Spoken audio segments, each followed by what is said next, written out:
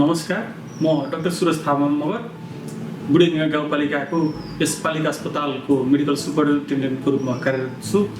यहाँ आएको म 2 वर्ष हुन लागेको छ। यहाँ आइसके पश्चात चाहिँ हामीले यहाँ नेपालमै उपलब्ध नभएको बिरलै कम भएको सेवाहरू मध्येमा चाहिँ बिहानको 8 बजेदेखि लिएर बेलुकाको 8 बजेसम्म निःशुल्कै मेडिकल अफिसर चिकित्सकहरूबाट चाहिँ ओपीडी सेवा प्रदान गर्दै आएको छौँ। त्यसै गरी हरेक दिन भिडियो एक्सरे सेवा हामीले प्रदान दिँदै आएको छौँ। त्यसै गरी बालरोग विशेषज्ञ सेवा, स्त्री तथा महिला रोग विशेषज्ञ सेवा र फिजिसियन डाक्टर साहबको सेवा पनि हामीले हरेक दिन उपलब्ध गराउँदै आइरहेको छौँ।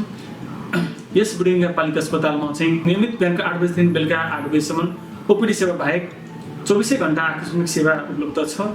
त्यसै गरी 24 घण्टा फार्मेसी सेवा, 24 घण्टा ल्याब सेवा, 24 घण्टा एक्सरे सेवा लगायत अन्य प्रस्तुति सेवाहरू पनि हामीले यहाँ पुर्याउँदै आइरहेका छौँ। यस बुढीगङ्गा पालिका अस्पतालमा हाल 8 जना मेडिकल अफिसर डाक्टर साहब हुनुहुन्छ भने 4 जना विशेषज्ञ चिकित्सक डाक्टर साहबहरूले सेवा पुर्याउँदै आइराख्नु भएको छ। यस बुढीगङ्गा पालिका अस्पतालमा आगामी दिनहरूमा चाहिँ हामीले अझै स्तरोन्नति गर्ने क्रममा फिजियोथेरापी सेवा लगायत आँखा सेवाहरू, आँखाको नेत्र सेवा लगायत अन्य सेवाहरू पनि हामीले उपलब्ध गराउने नै छौँ। यस बुढीगङ्गा पालिका अस्पतालमा चाहिँ सशुल्कै लगायत निःशुल्कै औषधिहरू पनि हामीले वितरण गर्ने कार्यक्रम राखेको छौँ।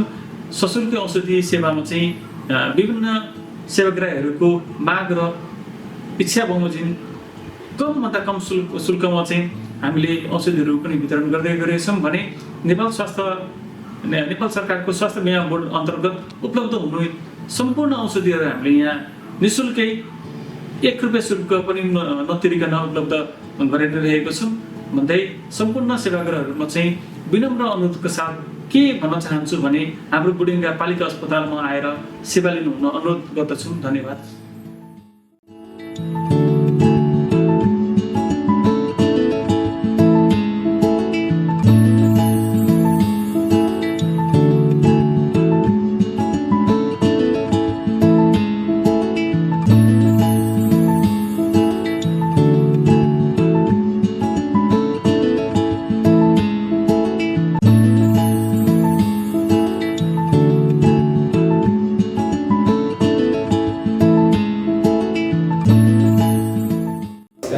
म चाहिँ डाक्टर क्षितिज आचार्य, नेपाल सरकारको छात्रवृत्ति करार अन्तर्गत विगत 1.5 वर्षदेखि चाहिँ यस बुढीगङ्गा पालिका अस्पतालमा 8औं लेभलको मेडिकल अथिविदको रूपमा कार्यरत छु।